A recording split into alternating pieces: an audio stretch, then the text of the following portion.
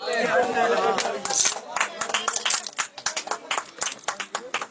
You sir. ہم convention بھی کریں گے, جلسے بھی کریں گے, الیکشن بھی لڑیں گے. جو یہ کہہ رہے ہیں کہ پاکستان تحریک انصاف کو امیدوار نہیں ملیں گے, امیدواروں کی قطاریں لگی ہوئی ہیں, اور آپ کو تب حیرانی ہوگی جب پورا پاکستان کیمپین کے دوران پاکستان تحریک انصاف کے لیے اٹھ کھڑا ہوگا. پورا پاکستان اٹھ کھڑا ہوگا قانون کی حکمرانی کے لیے. یہ 76 سال کی غلامی کو اب ہم نے حقیقی آزادی میں تبدیل کرنا ہے, اور یہ ہم لے کے چھوڑیں گے. سر سوال ایک یہ ہے کہ کیا آنے والے انتخابات میں آپ لوگوں کا بیانیہ اسٹیبلشمنٹ کا سیاست میں انوالومنٹ ایک خلاف ہوگا؟ اور دوسرا یہ کہ میرا سوال یہ ہے کہ جو آپ لوگوں کے خلاف جرم عائد ہو چکا ہے عمران خان پر, اس کے خلاف سپریم کورٹ میں آپ لوگوں نے درخواست دائر کی ہے, کچھ امید ہے کہ چیف جسٹس قاضی فائد عیسیٰ اس پر آپ لوگوں کو انصاف فراہم کریں؟ جہاں تک آپ نے پہلا سوال کیا, یہی تو ہماری فائٹ ہے. جس کا کام اسی کو ساجے. اسٹیبلشمنٹ کا سیاست سے کوئی کام نہیں ہونا چاہیے. اور ہم یہی کہہ رہے ہیں حقیقی آزادی کیا ہے. حقیقی آزادی یہ ہے کہ قانون کی حکمرانی ہو. قانون کی حکمرانی میں عدلیہ اپنا کام کریں, ادارے اپنا کام کریں. حکمرانی کا حق عوام کو ہے, اور عوام کو حکمرانی کرنے دیں. جو لوگ جس طرح 16 ماہ قبل عوام کے منتخب وزیر اعظم کو ایک سائفر کو جواز بنا کے حق حکمرانی سے محروم کیا گیا, ہماری جنگ یہ ہے کہ آئندہ ایسے ان چیزوں کا ارتکاب نہ ہو. پاکستان تحریک انصاف اس الیکشن کے دوران ہمارا مینیفیسٹو یہی ہے, ہمارا نعرہ یہی ہے کہ ہم اقتدار جو ہیں وہ عوام کو سونپیں گے, اور اقتدار کرنے والی واحد طاقت پاکستان میں آئین کے تحت بھی اور قانون کے تحت قوتیں, یہ پولیس, یہ طاغوتی طاقتیں ہمیں اپنا حق ایکسرسائز کرنے نہیں دیں گے.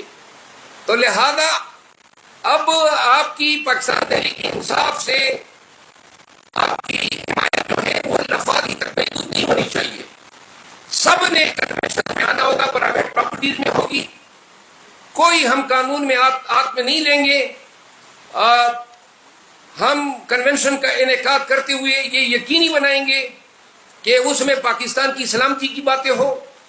لہذا جب آئیں گے آپ کے شہر میں تو پھر آپ نے باری تعداد میں آنا ہے. یہ 100,000 نکل کے آپ ہمیں شرمندہ نہ کریں.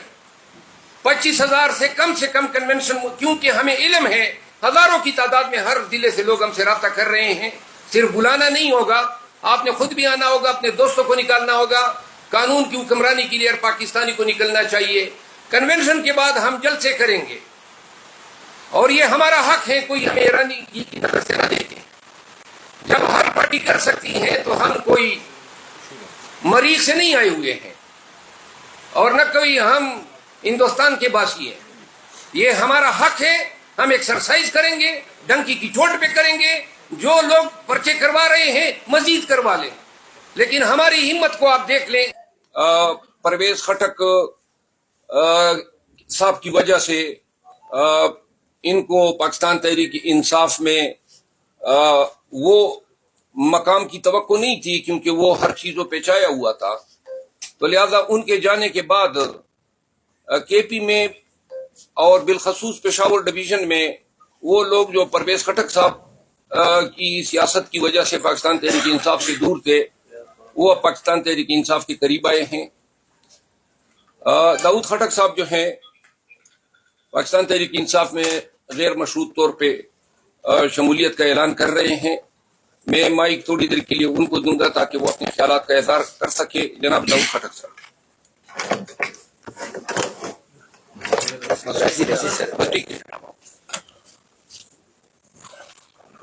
پریس کے ساتھیوں السلام علیکم.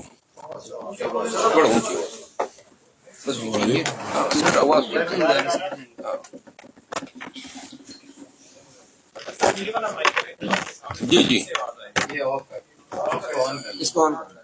یہ والا ہاں یہ ٹھیک ہے, بس اس میں بولے. اب ٹھیک ہے آواز؟ جی جی.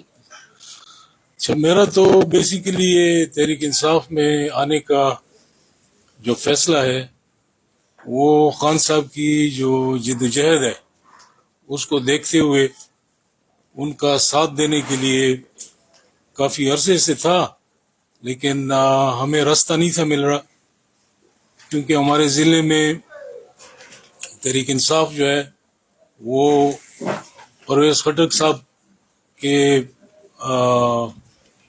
कब्ज़े में थी पार्टी, और चूंकि हम एक दूसरे के खिलाफ इलेक्शन लड़ते रहे तो हमें उन्होंने कोई जगह नहीं दी, लेकिन इमरान खान साहब की जो मुकाम है वो हमारे दिल में पहले से बहुत ऊंचा मुकाम था. अभी मौका मिला है जब परवेज़ खटक ने पार्टी छोड़ी है तो हमने सोचा, हमने मशवरा किया तमाम साथियों दोस्तों के साथ, और इस नतीजे पे पहुंचे कि इस जदोजहद में हम भी अपना हिस्सा डाल सकते हैं. सबसे पहले तो मुझे इतराज़ जो है मुल्क की फॉरेन पॉलिसी पे कि आज तक इस मुल्क में इंडिपेंडेंट फॉरेन पॉलिसी नहीं बन सकी. फ़लस्तीन के इस वक्त जो हालात हैं, हम कूफा के लोगों की तरह सिर्फ तमाशा कर रहे हैं और वज़ीर आज़म साहब एक मज़म्मती बयान भी नहीं दे सके.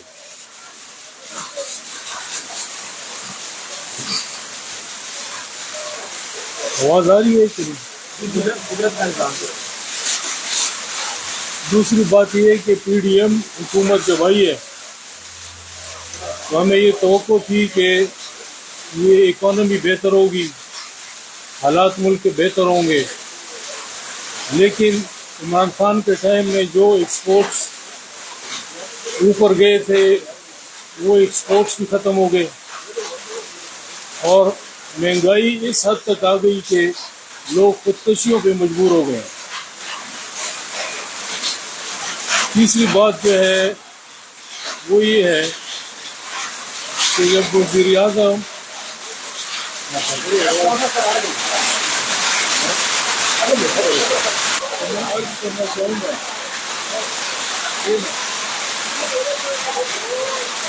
अगर कम हो गया फिर मैं बात करूँगा, थोड़ा सबर करिए.